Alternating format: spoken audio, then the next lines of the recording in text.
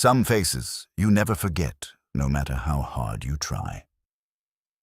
Catherine Brennan had spent 3 years learning to live with loneliness, convincing herself that the past was truly behind her.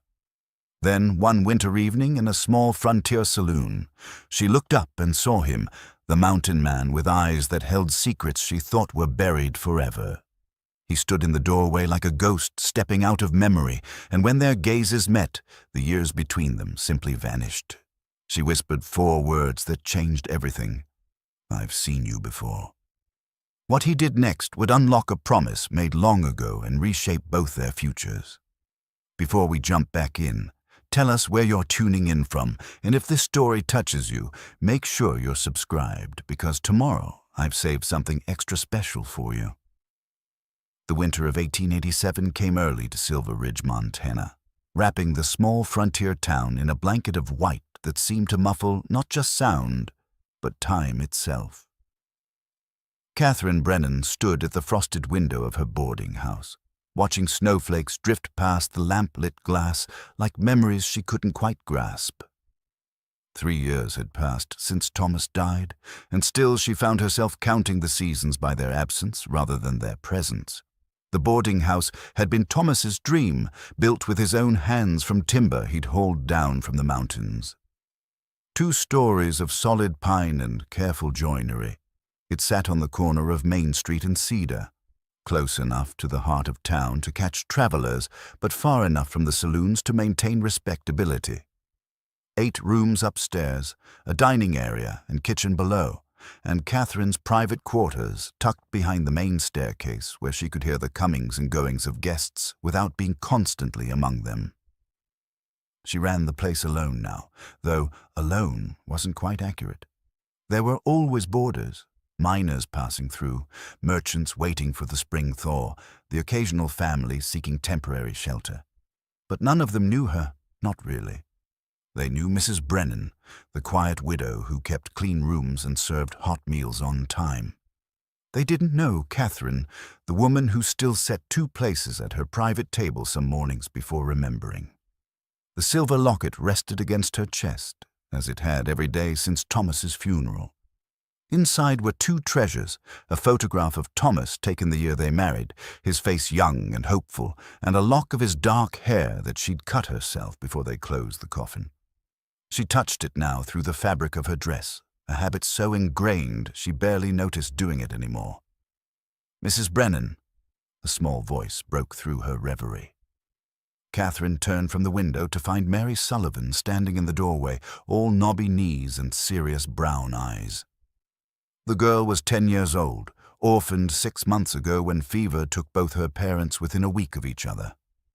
Catherine had taken her in without hesitation, and Mary had proven herself useful beyond her years, helping with laundry and meal preparation without being asked. "Yes, dear. Mr. Patterson says he'll be leaving tomorrow if the roads are clear enough. Should I prepare his bill?" "Please do, and add an extra portion of cornbread to his dinner tonight. He's been a good tenant."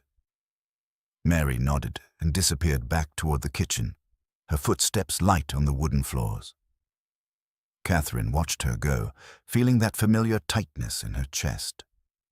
She'd been 28 when she married Thomas, 35 when she buried him.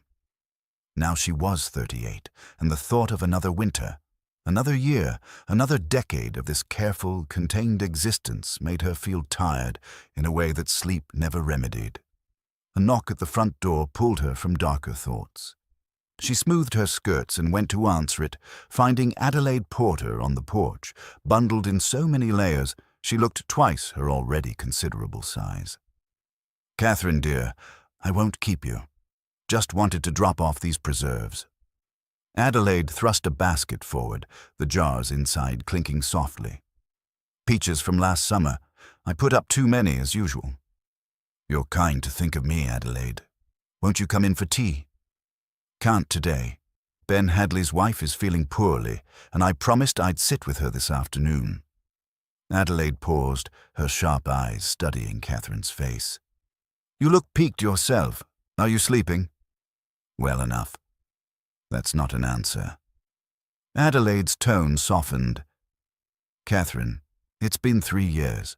Thomas wouldn't want you living like a ghost in your own house.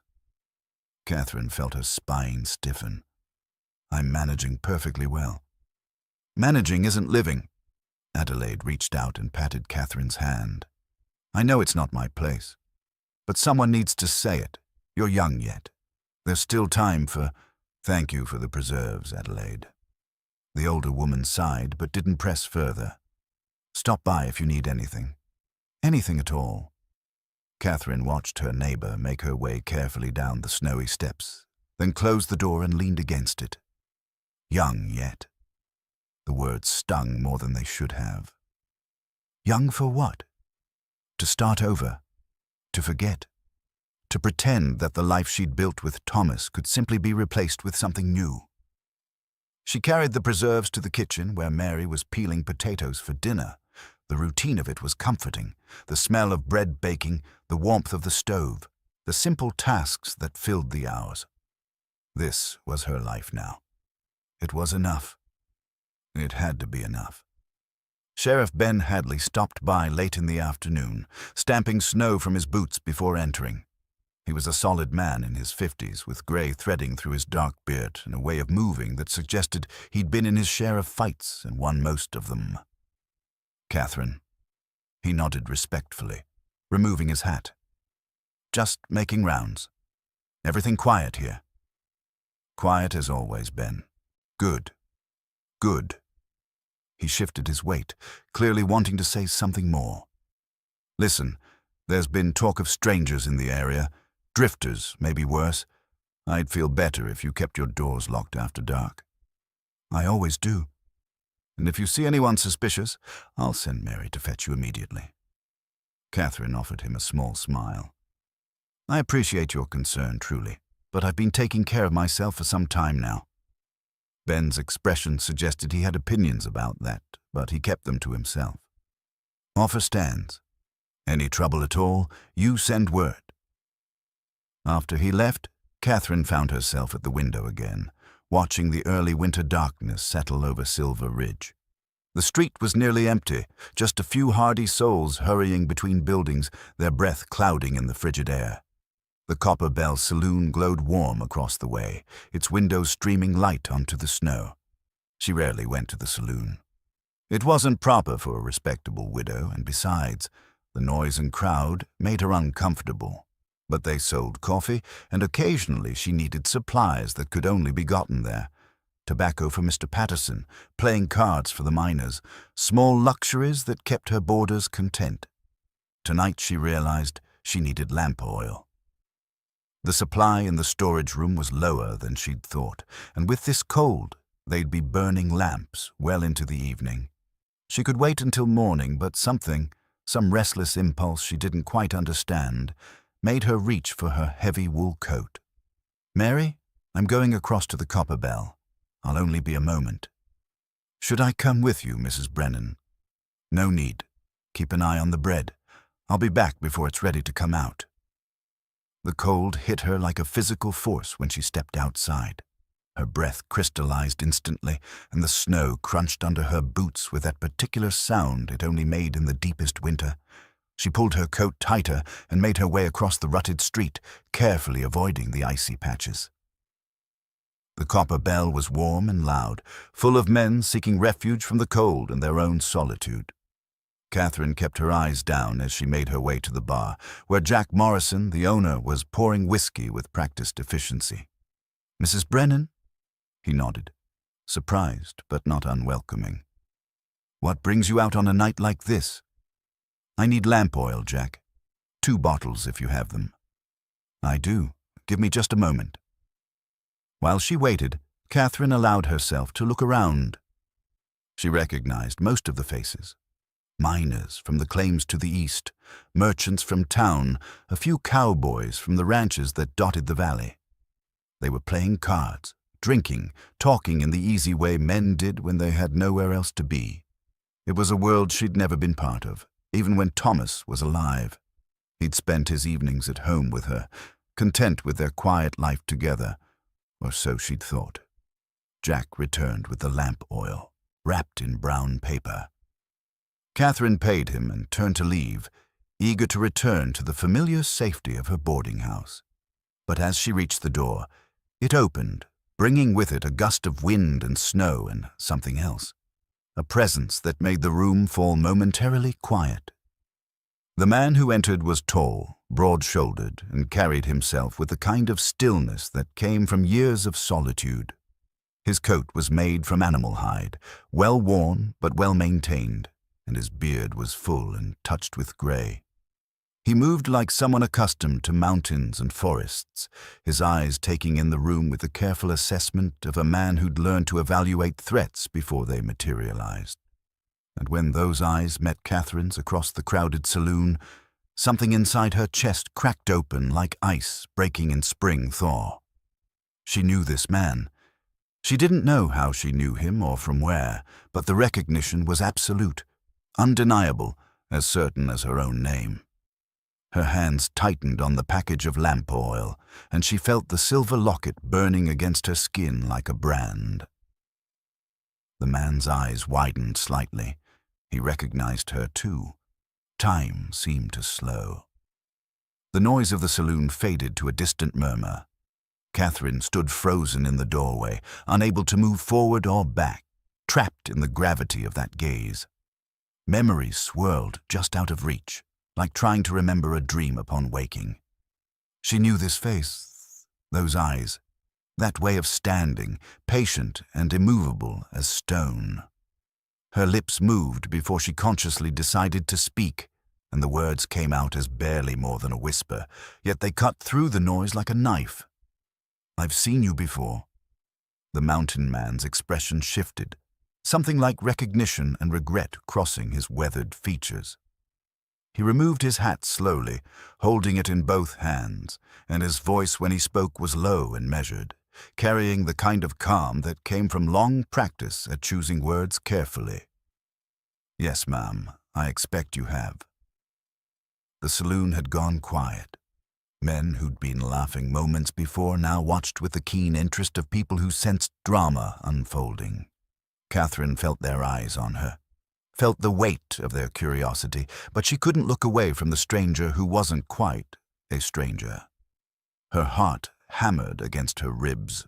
The package of lamp oil nearly slipped from her trembling hands.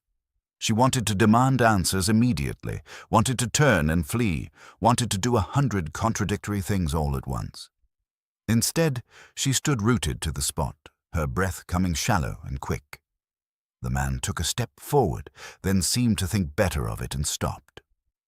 "My name is Silas Corbett, Mrs. Brennan. I wonder if we might speak somewhere private." The use of her name, her married name, sent another shock through her system. "How do you know who I am?" "That's part of what I need to discuss with you, ma'am, but not here. Not with all these ears listening." Jack Morrison leaned across the bar, his expression protective. "Everything all right, Mrs. Brennan? You want me to send for the sheriff?" Catherine's mind raced. Every instinct screamed that this moment mattered, that what happened next would change something fundamental in her carefully ordered life. She could refuse, could walk away, could retreat to her boarding house and pretend this encounter never happened.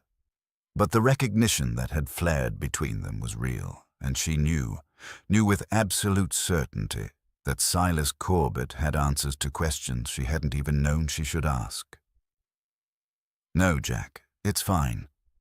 She turned her attention back to Silas. "You can come to my boarding house tomorrow morning. 8 o'clock, we'll talk there." Relief flickered across Silas's face. "I'm grateful, ma'am. I'll be there." Catherine nodded once, sharply, and pushed past him into the cold night. Her legs felt unsteady as she crossed the street, and she barely registered the freezing air or the snow falling heavier now. Behind her, she heard the saloon come back to life, voices rising in speculation and gossip. By morning, everyone in Silver Ridge would know that the widow Brennan had spoken to a strange mountain man. Let them talk, let them wonder. Right now, she needed to think.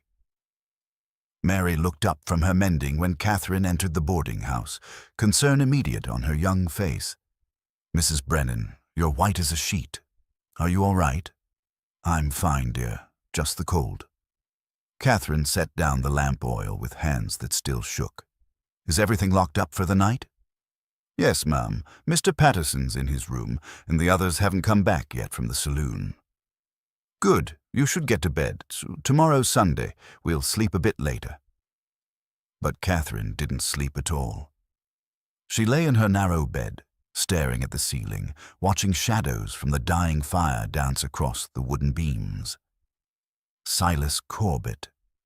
The name meant nothing to her consciously, yet something deep in her memory stirred at the sound of it. How did she know him? And more troubling, how did he know Thomas? Because he must have known Thomas. That was the only explanation. Thomas must have known this mountain man, must have spoken of Catherine, must have shared something that brought Silas Corbett to Silver Ridge 3 years after Thomas's death. She rose before dawn, unable to lie still any longer. She built up the fire, made coffee, and sat in her small parlor with Thomas's leather journal in her lap.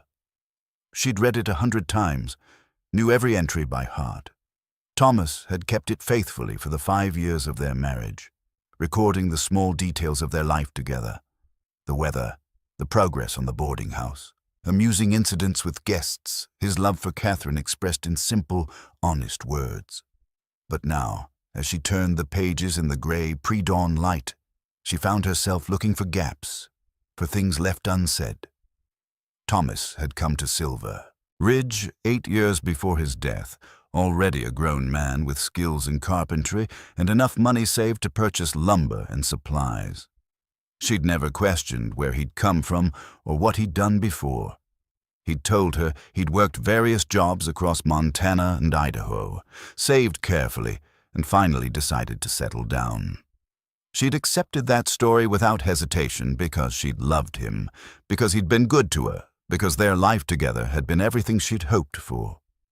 Now she wondered what else he hadn't told her. The clock struck 7. Catherine put the journal away and began preparing for Silas Corbett's visit. She set out coffee and the last of Adelaide's cornbread, then changed into her better dress, the dark blue wool that Thomas had always said brought out her eyes. She wasn't sure why appearances mattered, but they did. Mary came downstairs at 7:30, yawning. "You're up early, Mrs. Brennan. We're having a visitor this morning, a Mr. Corbett. He'll be here at 8. The man from the saloon? Mary's eyes went wide. Mrs. Porter came by last night after you'd gone to bed. She said you spoke to a stranger and that the whole town's buzzing about it. People talk. It doesn't mean anything. But who is he? That's what I intend to find out." Silas Corbett arrived precisely at 8, knocking on the door with the same careful restraint he'd shown in the saloon. Catherine admitted him herself, noting that he'd cleaned up since the night before. His beard was trimmed, his clothes brushed free of trail dust, his hands scrubbed clean. He carried a leather satchel over one shoulder. "Mr. Corbett, please come in. I'm grateful for your time, Mrs. Brennan." She led him to the parlor, conscious of Mary watching from the kitchen doorway. "Mary, would you give us some privacy, please?" The girl disappeared reluctantly, though Catherine suspected she'd find a way to listen. She couldn't blame her for the curiosity. Silas sat in the chair she indicated, placing his satchel carefully on the floor beside him. He accepted the coffee she poured but didn't drink, just held the cup as if gathering his thoughts. Catherine settled across from him, her back straight, her hands folded in her lap. Waiting. "Mrs. Brennan, I want to start by saying that I mean you no harm. I'm not here to cause trouble or distress. I'm here because I made a promise 15 years ago, and I'm a man who keeps his word." A promise to whom? To your husband, to Thomas Brennan. The confirmation of what she'd suspected still hit like a blow. Catherine's fingers tightened in her lap. "You knew Thomas?" "I did. We were partners once, long before he came to Silver Ridge, before he met you." "What kind of partners?" Silas set down his coffee cup and met her eyes directly. "Mining partners. We worked the Bitterroot Mountains together, prospecting for silver. And we found it, Mrs. Brennan. We found a strike that would have made us both wealthy men." Catherine's breath caught. "Thomas never mentioned any mine." "No, ma'am. I don't expect he did." Silas leaned forward slightly, his expression earnest. "Thomas left that life behind when he met you. He wanted something different, something honest and simple. He wanted a home and a wife and a future that didn't involve risking his neck in dark tunnels or watching his back against claim jumpers. So he walked away from our partnership, and I let him go because I understood. But he left you with the mine?" "He did. We shook hands, wished each other well, and I figured that was the end of it. Thomas went east to Silver Ridge, and I went deeper into the mountains. I liked the solitude up there. Still do, but before he left, Thomas made me promise something." Silas reached into his satchel and pulled out a tarnished brass compass. He held it out to Catherine. "He said if anything ever happened to him, I was to find you and make sure you were taken care of. He gave me this compass as a token of that promise." Catherine took the compass with trembling hands. The moment her fingers touched the cold metal, memory flooded back. She'd seen this compass before, seen Thomas holding it, turning it over in his hands during one of their first conversations. He'd told her it was a lucky charm from his prospecting days, but when she'd asked to see it, he'd put it away and never mentioned it again. The initials engraved on the back made her throat close. T.B. Thomas Brennan. "Why now?" Her voice came out hoarse. "Thomas died 3 years ago. Why are you here now?" Silas's expression filled with regret. "Because I only learned of his passing 6 months ago, Mrs. Brennan. I spend most of my time alone in the mountains, only coming to settlements a few times a year for supplies. When I finally heard the news, I knew I had to honor my promise. It took me this long to work up the courage to face you." "Courage? I was afraid you'd blame me. Afraid you'd think I'd somehow failed Thomas by not being here when he needed help. Afraid—" He stopped, shook his head. "Afraid of a lot of things, I suppose. But a promise is a promise, and here I am." Catherine stared at the compass in her hands, trying to reconcile this new information with everything she'd believed about her life with Thomas. He'd had a whole existence before her, adventures and partnerships and secrets he'd never shared. The realization made her feel oddly betrayed, even though he'd been gone for 3 years. "How did Thomas die?" Silas asked quietly. "If you don't mind my asking." "An accident. He was helping repair the livery stable's roof and he fell. Broke his neck." The words came automatically, rehearsed from dozens of condolence conversations. Doc Whitmore said he didn't suffer. Something flickered in Silas's eyes. Surprise, maybe, or doubt. But it was gone before Catherine could identify it. "I'm sorry. Thomas was a good man. He deserved better." "Yes, he did." Catherine set the compass down on the table between them, not sure she wanted to hold on to it anymore. "Mr. Corbett, I appreciate you coming here to honor your promise, but I'm managing fine on my own. The boarding house provides steady income, and I have a small nest egg. You're free of your obligation." "It's not just about obligation, Mrs. Brennan." Silas shifted in his chair, choosing his words carefully. "There's something else you need to know. The mine, it's still there. Still viable. And someone else knows about it." Catherine felt cold spread through her chest. "What do you mean?" "I mean there's a man who's been asking questions in settlements all along the Bitterroot Range. Asking about Thomas Brennan, about old mining claims, about anyone who might know where Thomas went or what he found. This man's name is Victor Strand, and he's not someone to take lightly." "Why would he be looking for Thomas?" "Because somehow he's learned about our strike, and if he's asking questions about Thomas, it's only a matter of time before those questions lead him here to Silver Ridge. To you." The parlor seemed to grow smaller, the walls pressing in. Catherine stood abruptly, needing to move, to pace, to do something with the nervous energy flooding her system. I don't understand any of this. Thomas is dead. What would this man want with me? Information. The location of the mine. Maybe leverage. Silas stood as well, his hands open and empty, his posture non-threatening. Mrs. Brennan, I know this is a lot to take in all at once, but I'm here because Thomas asked me to look after you, and right now, looking after you means making sure Victor Strand doesn't cause you harm.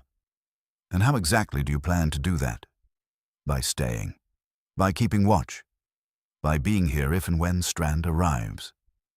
Silas met her eyes steadily. I know I'm a stranger to you, and I know you've got no reason to trust me beyond a compass and a story. But I'm asking you to give me a chance to keep my promise to Thomas. Let me stay in Silver Ridge, at least for a while. Let me make sure you're safe. Catherine wanted to refuse, wanted to send him away and pretend this conversation had never happened. But the compass sat on the table, undeniable proof that Thomas had kept secrets from her. And if Thomas had kept one secret, what else had he hidden? You can take the room at the end of the hall, she heard herself say. Standard rate is 50 cents a day, meals included. You'll conduct yourself respectably, and if you cause any trouble, Sheriff Hadley will escort you out of town. Are we understood? Relief washed over Silas's face. Yes, ma'am. Perfectly understood. Thank you. Don't thank me yet, Mr. Corbett. I still don't know whether to trust you or fear you. That's fair, Silas said quietly. I suppose time will tell which one's warranted. After he'd gone upstairs to settle into his room, Catherine sank back into her chair and picked up the compass again. The metal was warming in her hand now, losing its chill. She traced the engraved initials with her thumb, feeling the grooves worn smooth by years of handling. Who are you really, Thomas? And what have you brought to my door? Outside, the snow continued to fall, covering Silver Ridge in silence. 2 days passed in an uneasy rhythm. Catherine moved through her routines, cooking, cleaning, managing the boarding house, while her mind churned with questions. She read Thomas's letters over and over, searching for meaning between the lines. Silas kept mostly to himself, occupying his room or sitting quietly in the parlor with a book from Thomas's shelf, always present but never intrusive. The town's reaction to his presence evolved from scandal to grudging acceptance. Adelaide Porter stopped by daily, ostensibly to check on Catherine, but really to observe Silas with the keen eye of a woman who'd spent 70 years learning to judge character. After the third visit, she pronounced him strange but not dangerous, which Catherine supposed was as much approval as Adelaide was likely to give. On the third morning, Sheriff Hadley returned with a worn wanted poster in his hand. His expression was grim as he laid it on Catherine's kitchen table, smoothing the creases with work-roughened fingers. Found this in my old files. Came through about 4 years ago, but I'd forgotten about it until I started digging. Catherine looked down at the crude illustration of a man's face. Hard features, cold eyes, a scar running from temple to jaw. The text beneath read, Victor Strand, wanted for murder and claim jumping, territory of Wyoming, armed and dangerous. Reward, $500. This is the man Silas mentioned, Catherine said quietly. Seems so. I sent telegrams to sheriffs in the surrounding territories asking about Strand. Got responses from 3 of them. This man's left a trail of bodies across Montana and Wyoming. Every one of them was a prospector or miner with a profitable claim. Strand would show up, the miner would die under suspicious circumstances, and Strand would disappear with all the claim documents. Silas, who'd been standing in the doorway, came forward to study the poster. How many dead? 7 that we know of. Could be more. Hadley looked at Catherine. If this man's looking for information about Thomas's mine, and if he thinks you might have it, she's in danger, Silas finished. That's what I've been trying to tell you. I'm starting to believe you might be right. Hadley sat down heavily. I also talked to Doc Whitmore again, asked him to describe Thomas's injuries in detail. He said Thomas had bruises on his upper arms, defensive wounds on his hands, and the break in his neck was... He hesitated, glancing at Catherine. It was consistent with a fall, but also with being pushed forcefully.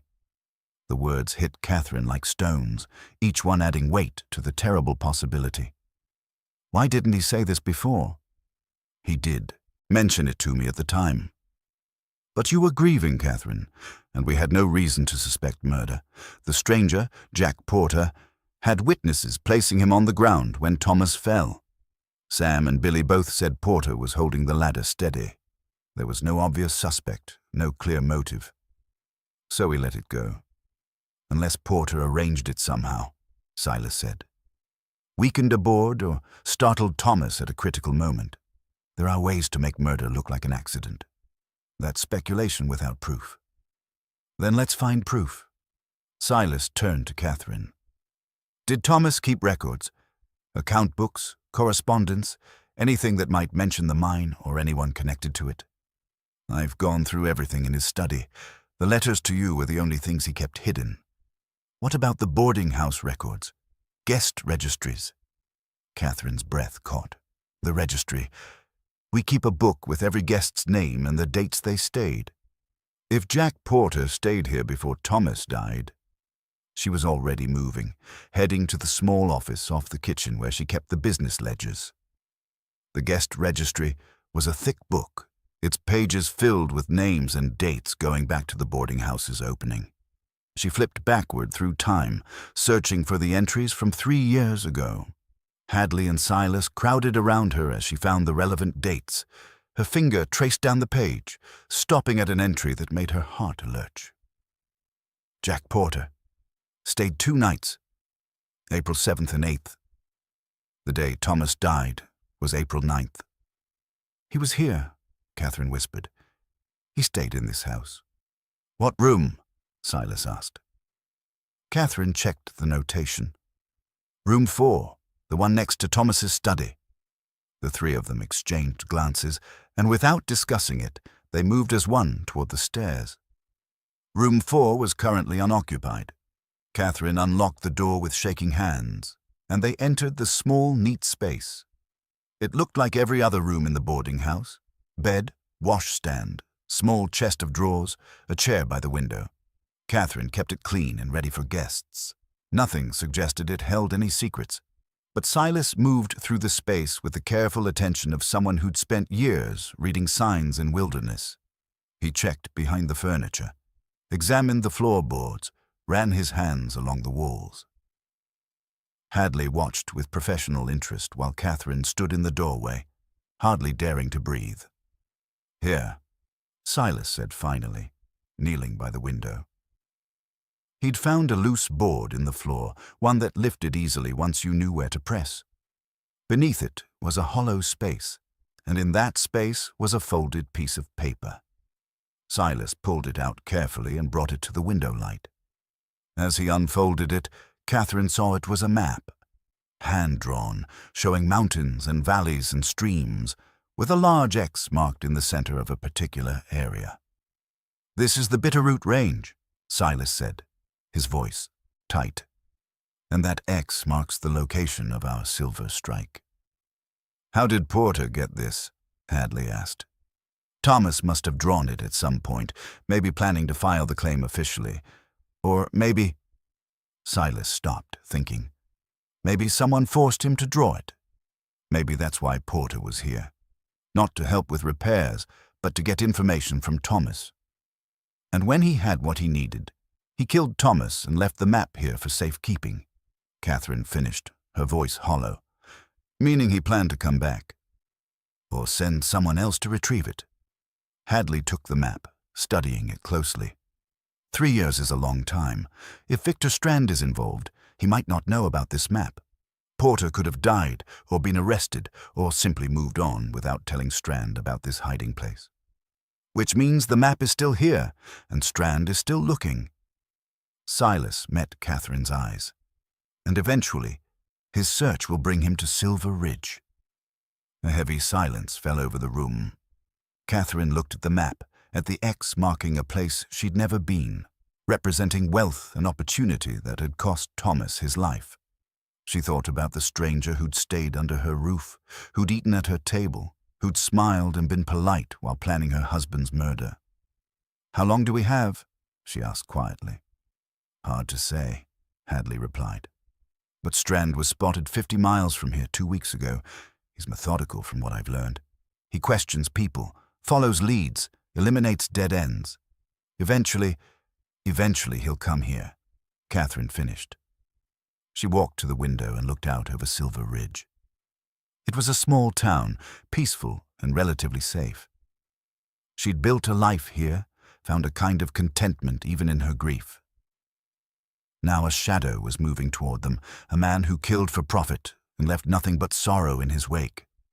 But something was happening inside her, something she hadn't felt in 3 years. The numbness that had wrapped around her heart since Thomas's death was cracking, and beneath it she found not just fear, but anger. Anger at Thomas's murder, at the years she'd spent believing it was an accident, at the man who'd taken her husband for simple greed. She turned back to Silas and Hadley. "What do we do?" Hadley folded the map carefully. "We prepare. I'll organize a watch, get some of the men in town ready in case Strand shows up with hired guns. We'll make sure everyone knows to report strangers immediately. And I'll teach you to protect yourself," Silas added, looking at Catherine. "If Strand comes, you need to be ready." "Teach me to shoot, you mean?" "Among other things, Thomas would want you able to defend yourself." Catherine thought about that, about Thomas, about the letters he'd written, about the promise he'd extracted from Silas. Look after Catherine. Make sure she's safe. He'd known danger was coming and had tried to prepare for it, even if that preparation had failed to save his own life. "All right," she said. "Teach me." That afternoon, while Mary was occupied with her lessons at Adelaide's house, Silas took Catherine to a clearing outside of town. He brought 2 rifles, his own custom-made long gun and a smaller carbine better suited to Catherine's build. The snow was deep, and their breath clouded in the cold air as Silas showed her how to hold the rifle, how to sight along the barrel, how to breathe and squeeze the trigger rather than pulling it. His instructions were patient and clear, his hands guiding hers into the correct position without presumption. "You have steady hands," he observed after her first few shots. "That's good. Most people shake their first time." "I'm too angry to shake," Catherine said, surprising herself with the honesty. Silas smiled slightly. "Anger can focus you, if you don't let it control you. Use it, let it make you strong." They practiced until Catherine's shoulder ached from the rifle's kick and her ears rang from the shots. By the end, she was hitting the target more often than not. Not perfect, but competent enough to defend herself if needed. As they walked back to town in the fading light, Silas said quietly, "You're different than I expected." "How so?" "Thomas wrote about you like you were fragile, something to be protected. But you're not fragile at all, are you?" Catherine considered that. "I was, after he died. I let grief make me small and scared. But maybe I'm tired of being that person." "Good," Silas said, "because what's coming will require strength, and I think you have more of it than you know." That night, Catherine lay in bed with the carbine within reach. Silas's suggestion, one she'd accepted without argument. She thought about the wanted poster, about Victor Strand with his scar and cold eyes. She thought about Jack Porter, who'd smiled at her over breakfast 3 years ago while planning murder. She thought about Thomas and the secrets he'd kept and the promise that had brought Silas Corbett to her door. And she thought about the woman she was becoming, not the grieving widow, not the fragile creature who needed protection, but someone harder and clearer and ready to face whatever came through her door. Outside, the wind picked up, carrying with it the scent of more snow. Somewhere out in that darkness, Victor Strand was moving closer, but Catherine Brennan was done running from shadows. When he came, she would be ready. The next few days brought an unexpected rhythm to Catherine's life. Mornings began with target practice.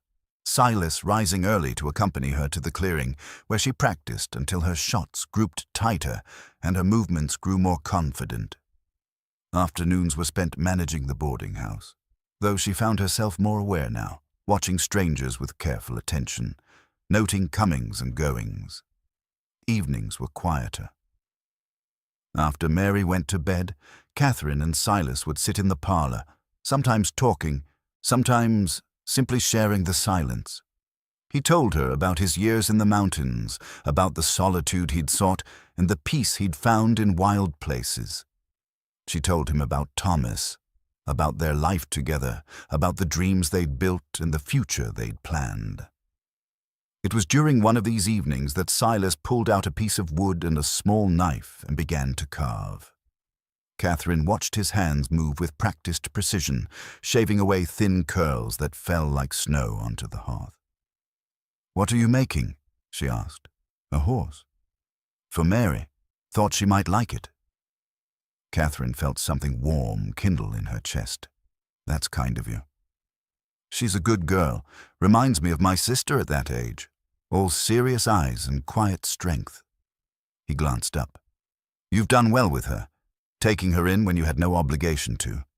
"I had every obligation. She had no one else, and I—" Catherine stopped, surprised by what she'd been about to say. "You had room in your heart," Silas finished gently, "even when you thought it was full of grief." They were quiet for a while, the only sound the whisper of the knife through wood and the crackle of the fire. Then Silas spoke again, his voice careful. "May I ask you something personal, Mrs. Brennan?" "Catherine, I think we've gone past formality." "Catherine, then, why did you never remarry? 3 years is a respectable mourning period. You're still young, capable. You could have had offers." Catherine thought about Adelaide saying nearly the same thing, about the assumption that widows should move on, should find new husbands, should continue the prescribed pattern of women's lives. "I never wanted to. Thomas he was everything to me. The thought of replacing him felt like betrayal. And now I don't know what I feel." She looked at the fire, watching the flames dance. "I'm angry at him for keeping secrets. I'm grieving him all over again, learning he died for something I never knew existed. But I also understand him better. He wanted to give me a simple life, an honest one. He thought he could leave his past behind and it would never catch up." "We all make that mistake," Silas said quietly, "thinking we can outrun what we've been." "Is that what you're doing, running?" He was quiet for so long she thought he wouldn't answer. Then, "I loved someone once, a long time ago before I knew Thomas. She was a merchant's daughter in Helena, and I was a young prospector with more dreams than sense. I thought if I struck it rich, she'd wait for me. But she married someone else, someone stable, someone who could give her a home and security right then, not someday. I'm sorry. Don't be. She made the right choice. I wasn't ready to be what she needed. So I went to the mountains and I stayed there, and after a while I realized I preferred it that way. The solitude, the simplicity. No one to disappoint except myself." "Is that why you never filed the mine claim?" "Even after Thomas left?" "Partly. But also because once Thomas was gone, the mine felt like a memory of friendship rather than wealth. I worked it enough to keep myself supplied, but I never wanted to develop it fully. That felt like it would cheapen what Thomas and I had built together." Catherine studied his face in the firelight. The lines carved by weather and time, the steadiness in his eyes, the quiet strength she'd come to rely on. "You're a good man, Silas Corbett." "I'm a man who keeps his promises. That's all. That's more than most people manage." The horse took shape over several evenings. Catherine watched it emerge from the wood, head lowered as if grazing, tail flowing, every line suggesting grace and strength. When it was finished, Silas smoothed it with fine sand until it gleamed, then presented it to Mary at breakfast. The girl's face lit with such pure joy that Catherine felt tears prick her eyes. Mary turned the horse over in her hands, marveling at the detail, the smoothness, the craftsmanship. "It's beautiful, Mr. Corbett." "Thank you." "You're welcome, young miss. Treat it well." Mary carried the horse everywhere after that, and Catherine noticed something shift in the girl's demeanor around Silas. She began to seek him out, asking questions about the mountains, about animals, about his life. He answered patiently, treating her queries with the same respect he'd given adults. One afternoon, Catherine found them in the parlor together, Silas teaching Mary to whittle with careful supervision. He'd given her a piece of soft pine and a small knife, showing her how to carve away from herself, how to work with the grain rather than against it. "Like this?" Mary asked, shaving off a thin curl. "Exactly like that. You're a natural." Catherine watched them from the doorway, something shifting in her understanding. This was what family could look like. Not just blood relation or legal bonds, but people caring for each other, teaching and learning, building trust through small daily acts of kindness. That night, after Mary had gone to bed clutching her wooden horse, Catherine and Silas sat by the fire again. She found herself studying him, really looking at him for the first time without the filter of suspicion or grief. "What made you decide to teach her carving?" she asked. "She reminds me of myself at that age. Smart, watchful, a little lonely. Working with wood gave me something to focus on when things felt uncertain. Thought it might do the same for her." "You're good with her." "She's easy to be good with." Silas set down his coffee cup. "Catherine, I need to tell you something." The seriousness in his tone made her straighten. "What is it?" "I got word today from a trapper passing through. Victor Strand was seen in Millerville. That's only 20 miles from here." The warmth of the moment evaporated. Catherine felt the familiar clench of fear in her stomach. "How long until he arrives?" "Could be days. Could be a week. But he's coming." Silas met her eyes. "Are you ready?" Catherine thought about the rifle upstairs, about the shooting practice, about the anger that had been slowly replacing her fear. She thought about Thomas and Mary and this man who'd come into her life carrying promises and secrets. She thought about the woman she'd been 3 years ago. Soft, protected, unprepared for the harsh realities of frontier life. She was no longer that woman. "Yes," she said quietly. "I'm ready." "Good, because tomorrow Sheriff Hadley and I think we should set a trap. Use what Strand wants to draw him out on our terms, not his. The map. The map. If we let word spread that you've discovered your late husband's mining claim and you're planning to file it officially, Strand will have to act. He can't risk losing the location. You want to use me as bait. I want to control the situation before it controls us." Silas leaned forward. "But I won't do it without your agreement. It's your life, your risk.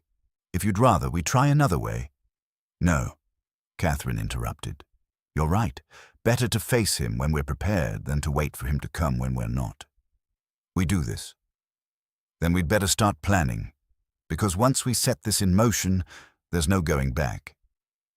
Outside, the wind howled, and somewhere in the darkness, Victor Strand moved closer to Silver Ridge. Victor Strand arrived in Silver Ridge at midday, and contrary to everything Catherine had imagined, he arrived alone and in full daylight. No hired guns, no midnight approach, no attempt at stealth. He simply rode into town on a fine bay horse, dressed in a well-tailored coat and clean hat, looking more like a successful merchant than a wanted murderer. Catherine was in the boarding-house kitchen when Mary burst in, breathless. "Mrs. Brennan, there's a stranger at the Copper Bell. Mr. Corbett says you should come right away." Catherine's heart lurched, but she forced herself to move calmly, wiping her hands on her apron and reaching for her coat. The carbine was upstairs, but Silas had insisted she keep a small pistol in her coat pocket. She touched it now, reassuring herself of its presence. The copper bell was crowded when she arrived, and Strand stood at the center of attention like a man born to command a room. He was younger than she'd expected, mid-30s at most, with dark hair silvering at the temples and a scar running from temple to jaw that should have made him look dangerous, but somehow only added to his charisma. He was buying drinks for the house, telling stories, laughing easily with the miners and merchants. Silas stood in the corner, his eyes tracking Strand's every movement. When Catherine entered, Silas made his way to her side. "That's him," he murmured. "No doubt about it." Catherine studied the man who'd likely ordered Thomas's death. He didn't look like a monster. He looked like someone you'd trust, someone you'd do business with, someone who would shake your hand and smile while planning your destruction. Sheriff Hadley was there too, positioned near the door, watching. They'd agreed on a plan. Let Strand make his move. Let him reveal what he wanted, gather evidence before acting. But Catherine's hands were shaking, rage and fear warring in her chest. Strand's voice carried across the room. "I'm here on business, gentlemen, looking for information about old mining claims in these parts, particularly anything connected to a man named Thomas Brennan. I'm prepared to pay well for solid leads." The room went quiet. Every eye turned to Catherine.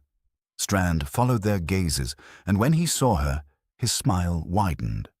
He moved toward her with the confidence of a man who'd never met resistance he couldn't overcome. "Mrs. Brennan, I presume? Victor Strand, at your service." He removed his hat, made a small bow. "I apologize for the public approach, but I've been searching for you for quite some time. Might we speak privately?"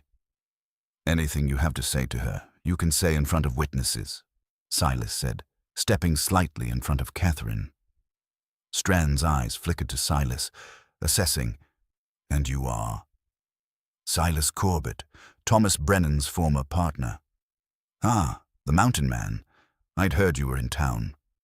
Strand's smile never wavered. "This is convenient, actually. Saves me the trouble of tracking you down separately." "What do you want?" Catherine asked, her voice steadier than she felt. "To make you wealthy, Mrs. Brennan. You see, I have information that your late husband discovered a significant silver deposit in the Bitterroot Mountains. Information I'm prepared to share in exchange for a partnership. 50-50 split, all legal and proper. You help me locate and file the claim.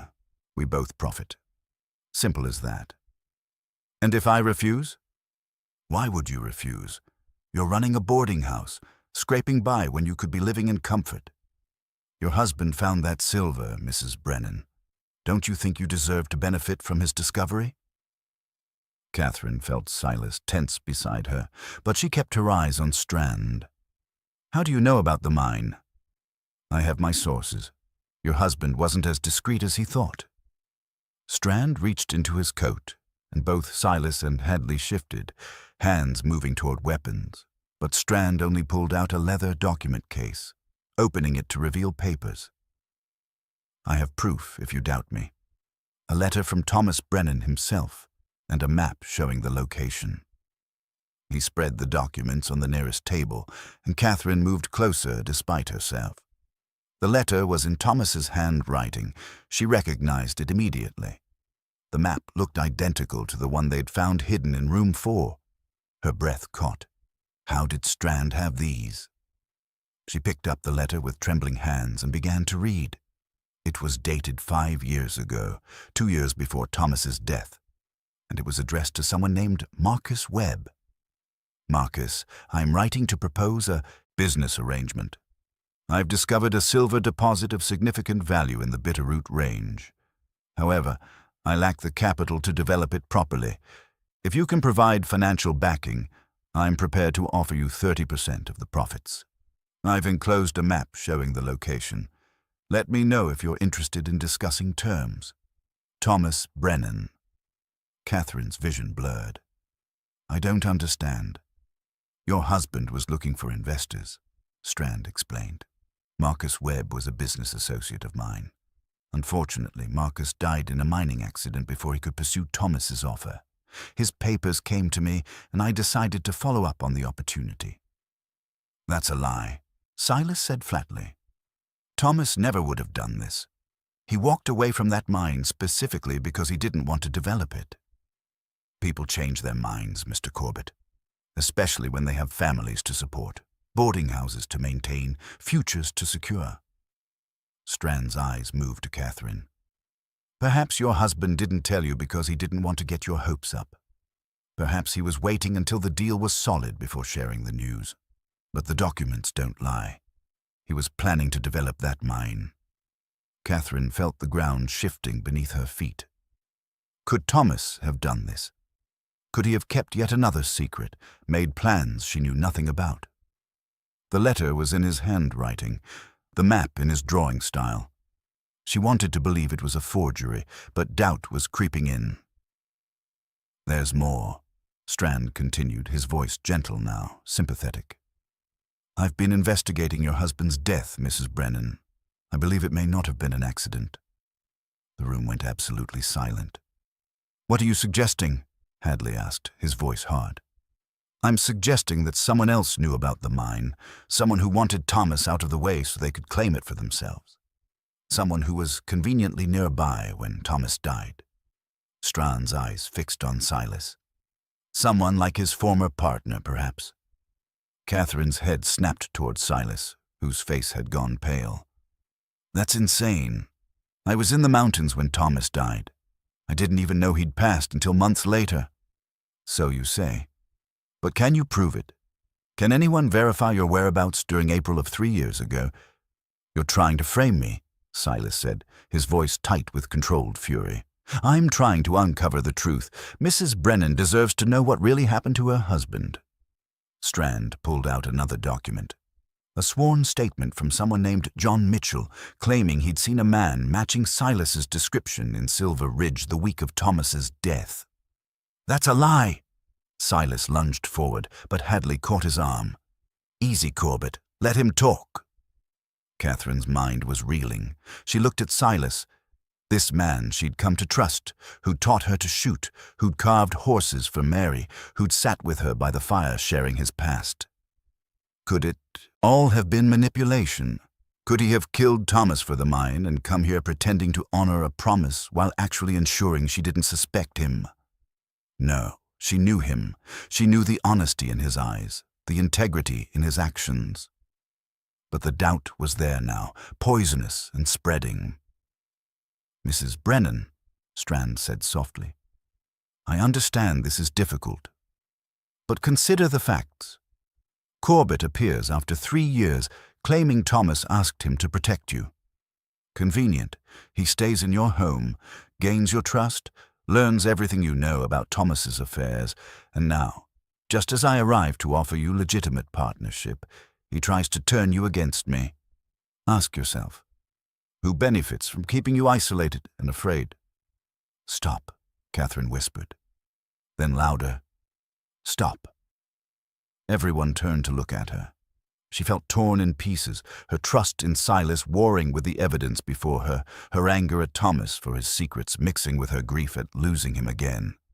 She wanted to scream, to weep, to demand the truth from someone who would actually give it to her. "I need time," she said finally.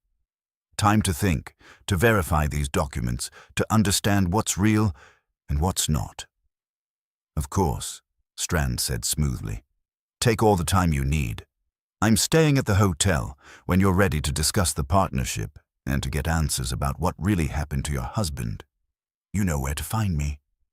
He gathered his documents, tipped his hat to Catherine, and left the saloon. The crowd dispersed slowly, buzzing with speculation. Hadley moved to intercept Silas, who looked like he might follow Strand. "Not now, Corbett. Let him go." "He's lying," Silas said desperately, turning to Catherine. "Everything he said is calculated to drive a wedge between us. Can't you see that?" "I don't know what I see anymore," Catherine said, her voice breaking. "I thought I knew Thomas. I thought I knew you. But maybe I don't know anything at all." She walked out of the saloon, leaving both men behind. The winter air hit her like a slap, but she welcomed it, needed it to clear her head. She walked without direction, ending up at the small cemetery on the edge of town where Thomas lay buried. His grave was simple, just a wooden cross and a small stone marker. She'd visited it faithfully every week for 3 years, talking to him, telling him about her days, maintaining the connection she couldn't bear to lose. Now she stood before it and felt only confusion and anger. "Who were you?" she asked the frozen ground. "What else did you hide from me?" The wind offered no answers. Behind her, she heard footsteps. She turned to find Adelaide approaching, bundled against the cold. "Heard what happened at the saloon," Adelaide said. "Thought you might need company." "I need answers. That's what I need." "Maybe. Or maybe what you need is to trust your instincts." Adelaide stood beside her, looking down at Thomas's grave. "That Strand fellow is smooth. Too smooth. Men like that make their living by seeming trustworthy. But I've known liars in my time, Catherine. I've seen how they work, and everything about Victor Strand sets my teeth on edge. But the documents can be forged, stolen, manipulated. You think a man who's killed 7 people wouldn't think to come prepared with convincing lies?" Catherine closed her eyes. "What about Silas? How do I know he's telling the truth?" "You don't, not for certain. But I've been watching him these past weeks. The way he looks at you, the way he treats Mary, the way he carries himself. That's not a man hiding guilt, Catherine. That's a man trying to keep a promise to a friend." "I want to believe that." "Then believe it. Trust what you've seen with your own eyes, not what a stranger tells you in a saloon while buying drinks and smiling." Catherine thought about the past weeks. Silas teaching her to shoot. Silas sitting quietly while she grieved. Silas carving a horse for a lonely little girl. She thought about the steady honesty in his eyes, the way he never pushed her, never demanded trust, but simply offered it. And she thought about Strand's smooth words, his perfect documents, his convenient explanations that painted Silas as the villain while positioning himself as the hero. It was too neat, too calculated. "I need to see those documents again," Catherine said suddenly. "Really examine them. Thomas had habits in his writing, little quirks. If it's a forgery, I'll know." "That's my girl," Adelaide said with satisfaction. "Fight for the truth, not the easy answer." They walked back to town together, and Catherine felt something solidify inside her. Determination replacing confusion, clarity cutting through doubt.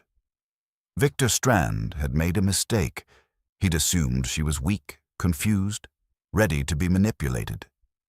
He didn't know about the woman she'd become, the strength she'd discovered in facing her fear, and he was about to find out just how wrong he'd been. Catherine spent that night in Thomas's study, surrounded by his letters, his journals, and every scrap of his handwriting she could find. She laid Strand's documents beside them, comparing the formations of letters, the pressure of the pen, the rhythm of the words.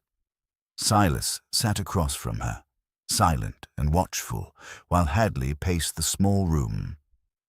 "Here," Catherine said finally, pointing to a particular flourish in Thomas's signature.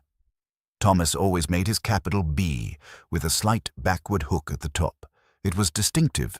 He'd learned it from his father, he told me once. Every signature he ever made had that hook. She pointed to Strand's document.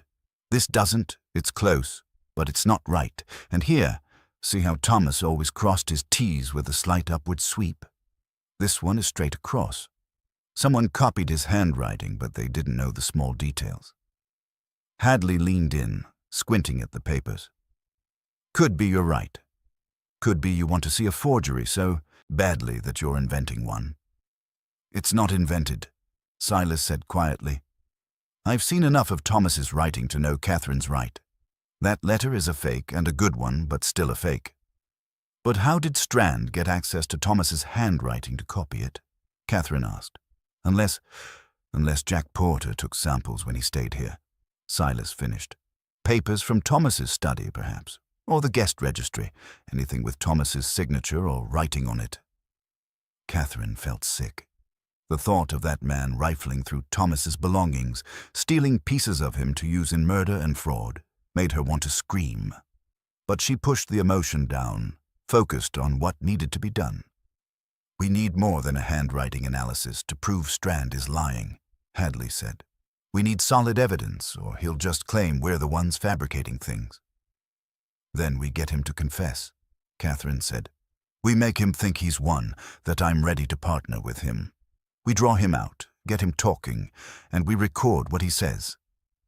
"That's dangerous," Silas objected.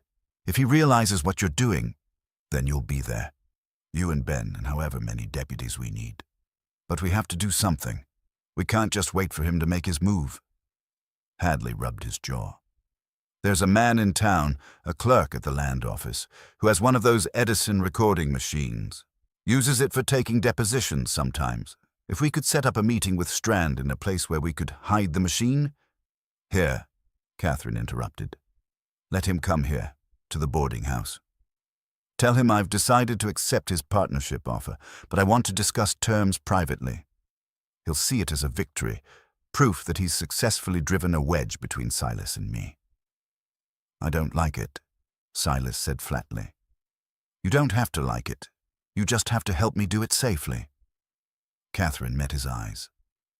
"Silas, I trust you. I want you to know that. Strand tried to make me doubt you, and for a moment I did. I'm sorry for that. But I know who you are, and I know you would never hurt Thomas or me." Something shifted in Silas's expression. Relief, gratitude, something deeper she couldn't quite name. "Thank you," he said softly. The next morning, Catherine sent word to Strand that she was ready to discuss his proposal. He arrived at the boarding house that afternoon, impeccably dressed, carrying a leather case full of official-looking documents. He didn't know that behind the wall of Catherine's parlor, in a small space that had once been a storage closet, Sheriff Hadley crouched with the recording machine, its wax cylinder slowly turning, capturing every word. He didn't know that Silas waited upstairs with a loaded rifle, positioned where he could see into the parlor through a crack in the floorboards. He didn't know that Mary had been sent to Adelaide's house for safety, or that 3 of Hadley's most trusted men waited in the boarding house's back rooms. He thought he'd won. Catherine served him coffee with steady hands, though her heart hammered in her chest. "Thank you for coming, Mr. Strand. Please, call me Victor. After all, we're about to be partners." He settled into his chair with easy confidence. "I'm glad you've come to see reason, Mrs. Brennan. Your husband would want you to benefit from his discovery." "About that," Catherine said carefully. "I've been thinking about what you said regarding Thomas's death. You believe someone killed him for the mine?" "I do, and I believe I know who." "Silas Corbett." "Precisely." Strand leaned forward. "Consider the timeline, Catherine. May I call you Catherine? Corbett was Thomas's partner. They discovered the mine together. Thomas left, planning to develop it himself or with other investors. That must have infuriated Corbett. So he waited, bided his time, and then came here to eliminate Thomas and claim the mine as his own. But Silas says he was in the mountains when Thomas died. Of course he does. What else would he say? But I have a witness, John Mitchell, who places Corbett in Silver Ridge that week. I can produce him if needed." Catherine took a sip of her coffee, buying time. "Let's say you're right. Let's say Silas killed Thomas. Why would he wait 3 years to come back? Why not claim the mine immediately?" "Because the claim was never filed. Without Thomas alive to file it, and without the map showing its exact location, Corbett couldn't prove ownership. He needed you, needed to gain your trust, search your home, find the documents. It's brilliant, really, in a twisted way. Come in as the loyal friend, the protector, all while searching for the evidence he needs to steal what should have been his and Thomas's together." The words were smooth, logical, convincing. Catherine could see how easy it would be to believe them if you didn't know Silas, didn't trust him. Strand was good at this, at weaving lies that sounded like truth. "You seem to have thought this through carefully," she said. "I have a lot of experience with men like Corbett. Men who believe they deserve what others have worked for, who justify murder as evening the scales. I've seen it in the mining territories. It's all too common. And you? What's your interest in all this?" "Justice, primarily. And yes, profit. I won't lie and pretend I'm doing this purely from the goodness of my heart. The mine is valuable, and I deserve compensation for my investigation, for the risk I'm taking in exposing Corbett. But I'm offering you a fair partnership, Catherine. 50-50. More than fair, considering I'm the one bringing the evidence, the resources to develop the claim properly. What about the letter, the one supposedly from Thomas to Marcus Webb? What about it? I'd like to see it again. Study it more carefully." Strand's expression flickered. Just for a moment, something like wariness, but he recovered smoothly. "Of course. Though I should warn you, I've had it examined by handwriting experts. It's genuine." He pulled it from his case and handed it over. Catherine made a show of examining it, turning it to catch the light, running her fingers over the paper. "Thomas's handwriting," she murmured. "But something's not quite right." "What do you mean?" "The signature. Thomas had a distinctive way of forming his capital B. A little hook at the top. This doesn't have it." Strand's smile tightened. "You're mistaken. It's been 3 years. Perhaps you're misremembering." "No, I don't think so." Catherine set the letter down. "I think this is a forgery, Victor. I think you created it to give yourself legitimacy, to make your story believable. Just like you created the witness statement placing Silas in town when Thomas died." The air in the room changed. Strand's affable mask slipped, and beneath it, Catherine saw something cold and calculating. "That's a serious accusation." "Is it, or is it the truth?" Catherine stood, putting distance between them. "You're very good, I'll give you that. You almost had me convinced, but you made mistakes. Small ones, but enough." Strand stood as well, his hand moving toward his coat. Catherine's hand found the pistol in her pocket. "I wouldn't," she said quietly. "The house is full of armed men. Sheriff Hadley is behind that wall recording every word you've said. And Silas Corbett is upstairs with a rifle aimed at your chest. You're not leaving here except in chains." For a long moment, Strand stood frozen. Then he laughed, a bitter, angry sound. "You think you're clever. You think this little trap will hold up in any court? I have resources, Catherine, lawyers, friends in high places. I'll walk away from this, and then I'll come back for you when you least expect it. Maybe, but at least everyone will know the truth." Catherine's voice was steady now, all fear burned away by anger and determination. "You killed my husband, or you had him killed. Either way, his blood is on your hands. Prove it." "I don't have to prove it. You're going to tell me what happened. You're going to explain exactly how you and Jack Porter planned Thomas's murder, how you forged those documents, how you've been hunting for that mine for 3 years. You're going to confess. And why would I do that? Because if you don't, I'll make sure that map you want so badly disappears forever. I'll destroy it, burn it to ashes, and you'll never find that silver. But if you tell me the truth, all of it, I'll make sure the authorities know where it is. You'll hang for murder, but at least you'll die knowing you almost succeeded." Strand's eyes narrowed. "You're bluffing.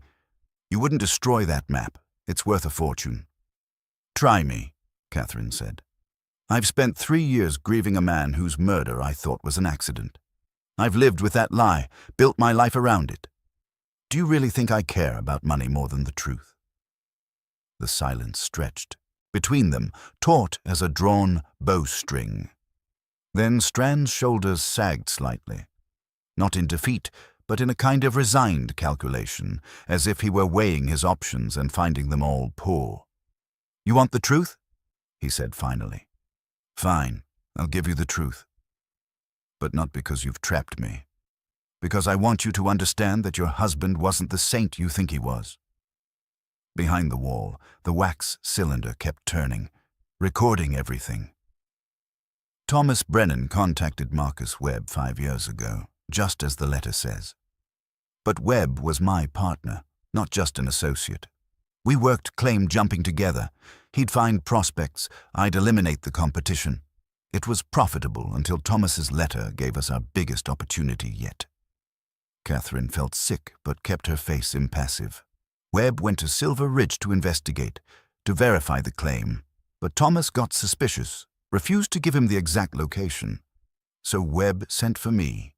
I arranged for Jack Porter, one of my best men, to infiltrate, to gain Thomas's trust, to find the map.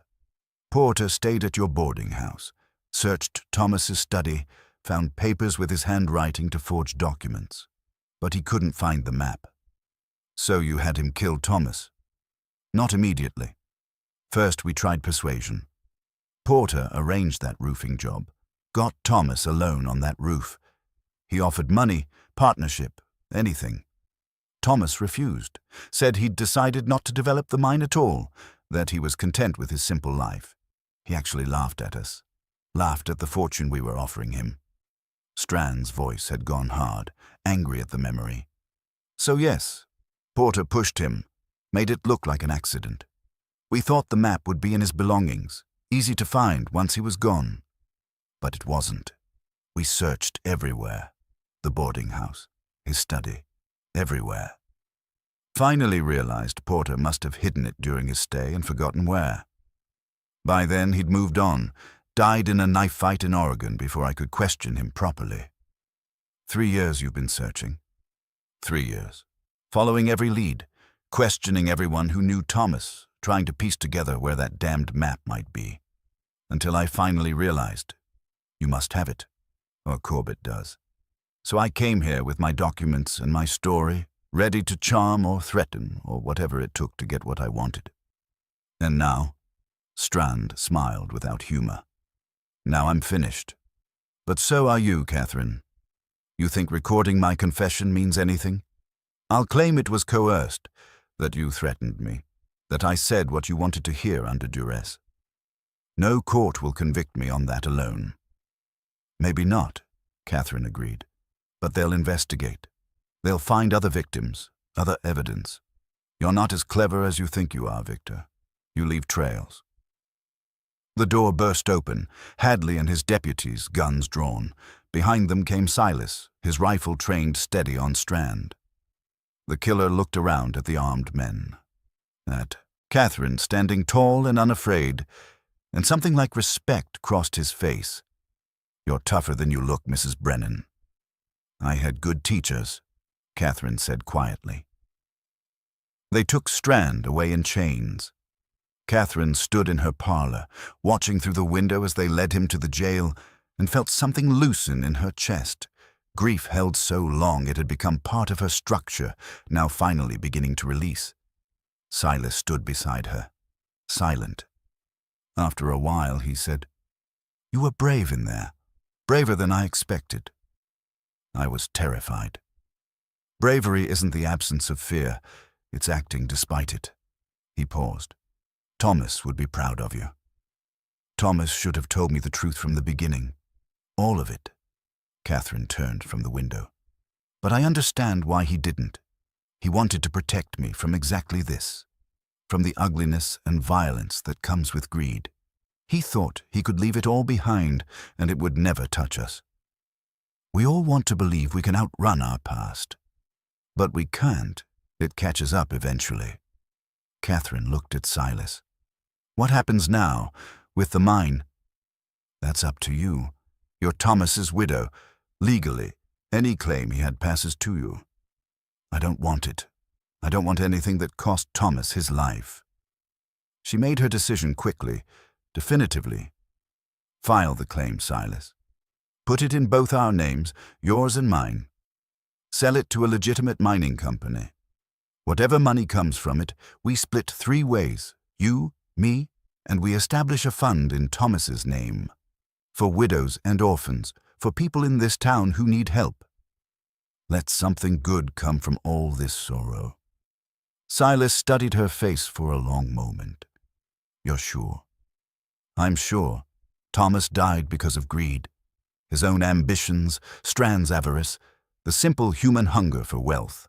I won't let that poison continue. We end it here, now, by choosing something different. Then that's what we'll do. Silas extended his hand. Partners? Catherine took it. Partners. Outside, the sun was setting, painting the snow in shades of gold and pink. Tomorrow she would testify against Strand.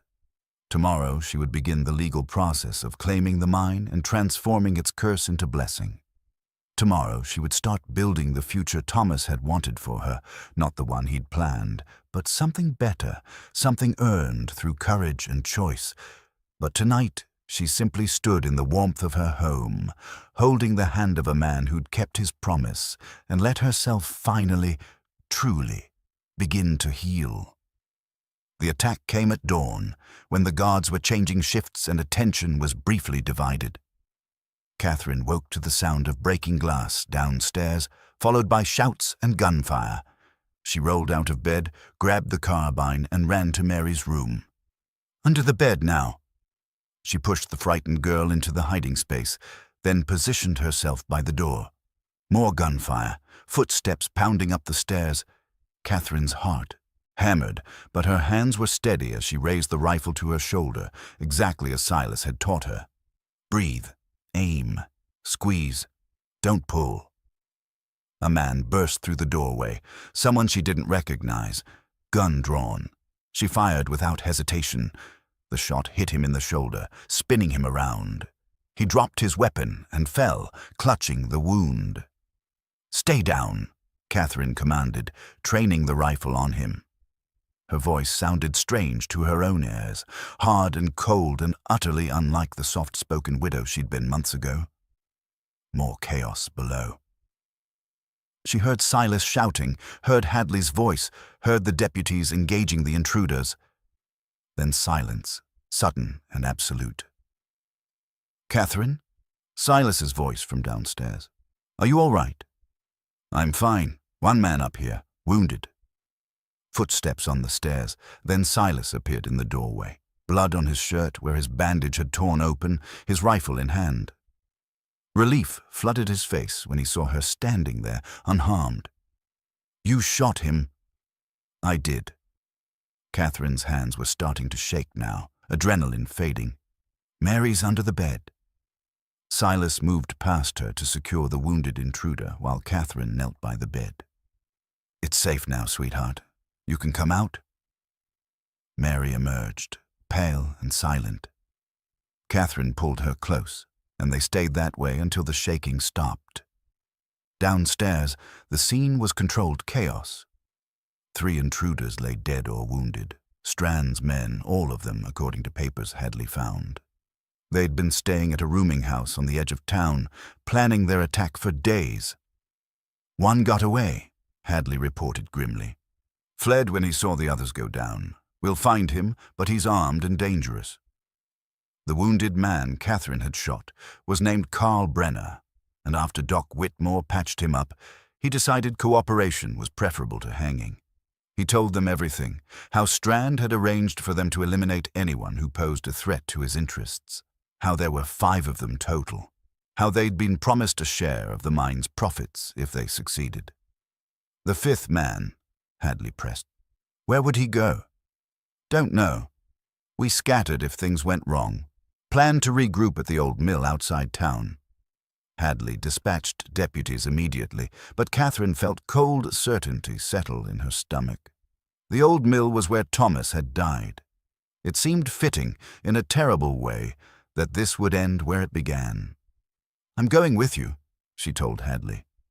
Catherine, no. You've been through enough. Thomas died at that mill. If there's a chance to finally end this, I need to be there. She looked at Silas, who nodded slowly. If she's going, I'm going, he said. We see this through together.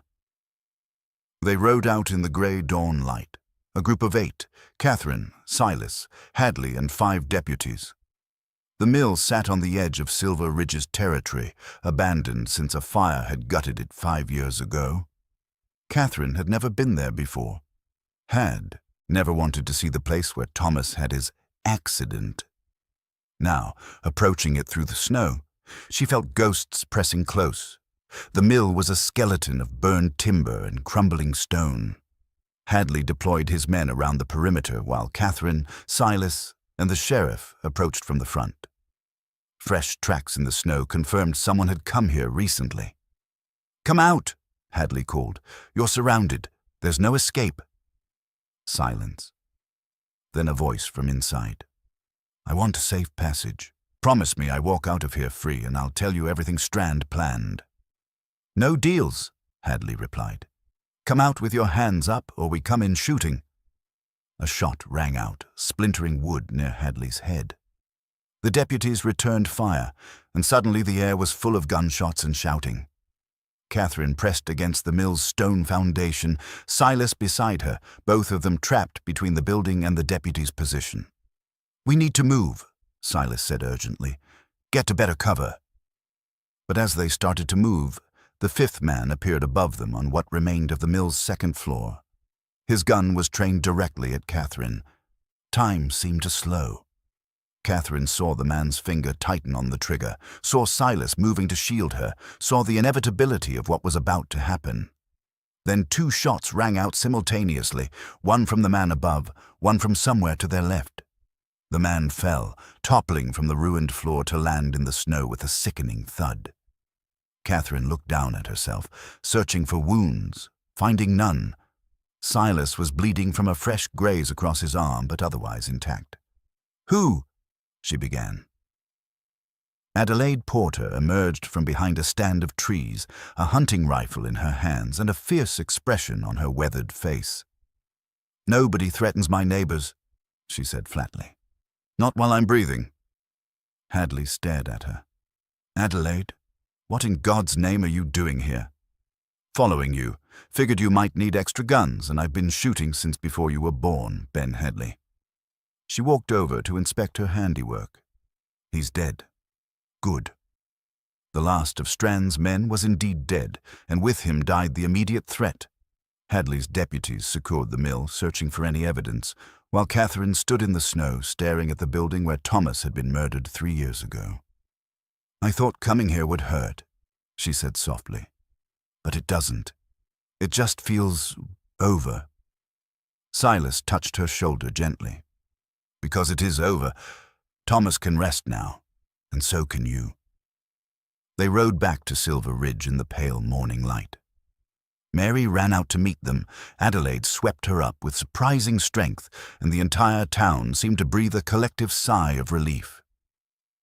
The nightmare was finished. Strand would hang, his men were dead or captured, and Silver Ridge could return to peace. That evening, Catherine sat in her parlor with Silas, both of them bandaged and exhausted, but alive. They didn't talk much, didn't need to. They'd survived something terrible together, and in surviving had forged something that transcended simple friendship. "Thank you," Catherine said finally, "for keeping your promise, for protecting me and Mary." "Thomas knew what he was doing when he asked me," Silas replied. "He knew you'd need someone who understood both the danger and the way forward. What happens now, after the trial, after the mine is sold? I don't know. I've been alone in the mountains for so long, I'm not sure I remember how to be anything else." He paused. "But I'd like to try, if you'd let me." Catherine met his eyes and saw in them possibility, not a replacement for what she'd lost, but something new and genuine and earned through hardship. "I'd like that," she said quietly. "I'd like that very much." Outside, stars were emerging in the darkening sky, and somewhere in the distance, a wolf howled. But inside the boarding house, there was only warmth and safety and the promise of better days ahead. Spring came to Silver Ridge with the force of a promise kept. The snow melted, revealing green grass and wildflowers. The streams ran high with runoff, and birds returned to nest in the eaves of buildings. The world, it seemed, was determined to prove that winter always ended, that darkness always gave way to light. Victor Strand hanged on a cool morning in April, exactly 3 years and 1 week after Thomas Brennan's death. Catherine didn't attend the execution. She had no desire to watch a man die, even one who'd killed her husband. Justice had been served. That was enough. The mine sold to a legitimate mining company out of Helena for a sum that made Catherine dizzy when she heard the number. She'd never imagined that much money, couldn't quite grasp what it meant. But Silas helped her understand, helped her establish the Thomas Brennan Memorial Fund with 1/3 of the proceeds, helped her invest the rest wisely, so she'd never have to worry about the boarding house failing or Mary's future being uncertain. The fund's first recipient was a widow named Martha Hayes, whose husband had died in a mining accident, leaving her with 4 children and no income. The look on Martha's face when Catherine handed her the money, enough to keep her family fed and housed for a year, made every moment of fear and pain worthwhile. "Thank you," Martha had whispered, tears streaming down her face. "You don't know what this means." But Catherine did know. She knew exactly what it meant to be a widow, to face an uncertain future, to wonder how you'd survive, and if Thomas's death could prevent that suffering for others, then perhaps something good had come from the tragedy after all. Silas stayed in Silver Ridge, much to everyone's surprise. He kept his room at the boarding house, but spent his days helping around town, mending fences, repairing roofs, teaching young men the skills he'd learned in his years of self-sufficiency. Adelaide proclaimed him surprisingly useful for a hermit, which Catherine knew was high praise indeed. Slowly, carefully, something grew between Catherine and Silas. Not a whirlwind romance. Neither of them was built for such things, but a deep companionship rooted in trust and shared experience. They took walks together in the evenings, talking about everything and nothing. He taught Mary to identify animal tracks and edible plants. Catherine learned to appreciate silence the way Silas did, finding peace in simply being rather than constantly doing. One evening in late May, as they sat on the boarding house porch watching the sunset, Silas said, "I've been thinking about building a place of my own, not far from town but with some land.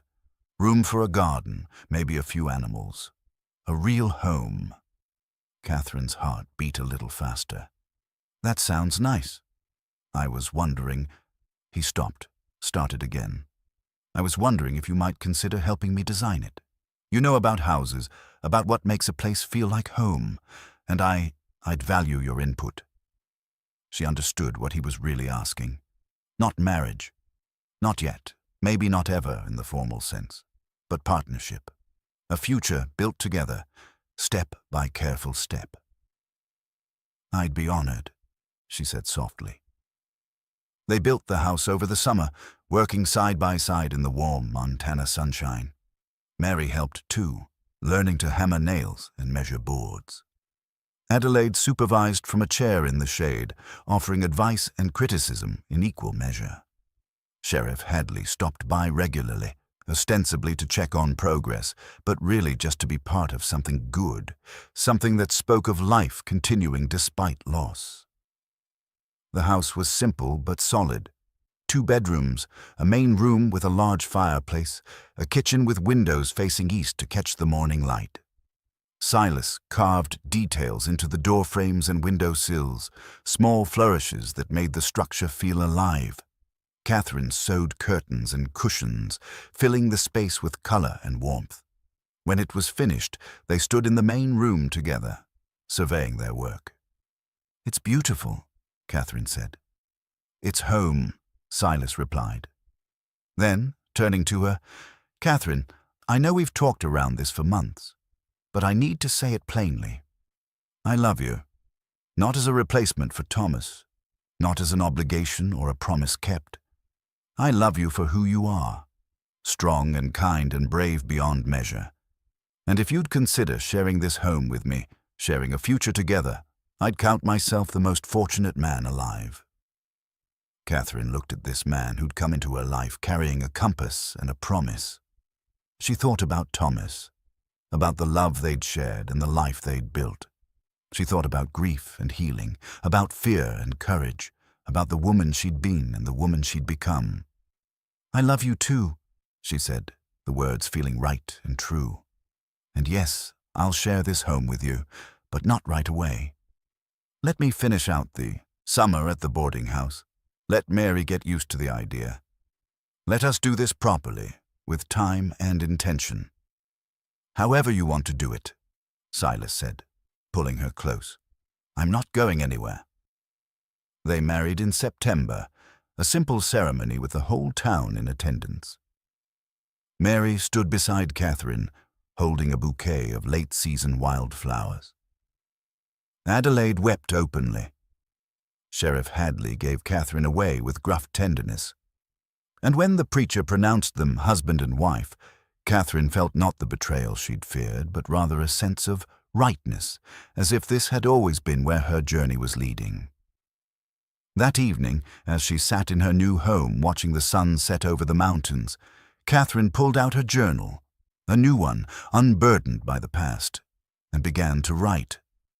"Today I begin again," she wrote, echoing the words she'd thought months ago. But this time, they meant something different. Not beginning again as if the past had never happened, but beginning with the wisdom and strength the past had given her. Thomas would always be part of her story, but he was no longer the whole of it. She looked at Silas, who was carving something by the fire. A gift for Mary, she suspected. She looked at the home they'd built together, at the life stretching out before them. She thought about the Widow's Fund, helping families across the territory, about the mine's curse transformed into blessing. Some faces you never forget, she'd thought that winter night in the saloon. And it was true. She would never forget Thomas, would never stop carrying him in her heart. But she'd learned that the heart was vast enough to hold both sorrow and joy, both memory and hope, both endings and new beginnings. Outside, the wind whispered through the pines, carrying the scent of autumn. Inside, the fire burned warm and bright, casting light into every corner. And Catherine Brennan, who had been lost in grief, who had found courage in crisis, who had chosen love over fear, closed her journal and smiled. The past had returned not to haunt her, but to free her, and she was finally, truly free.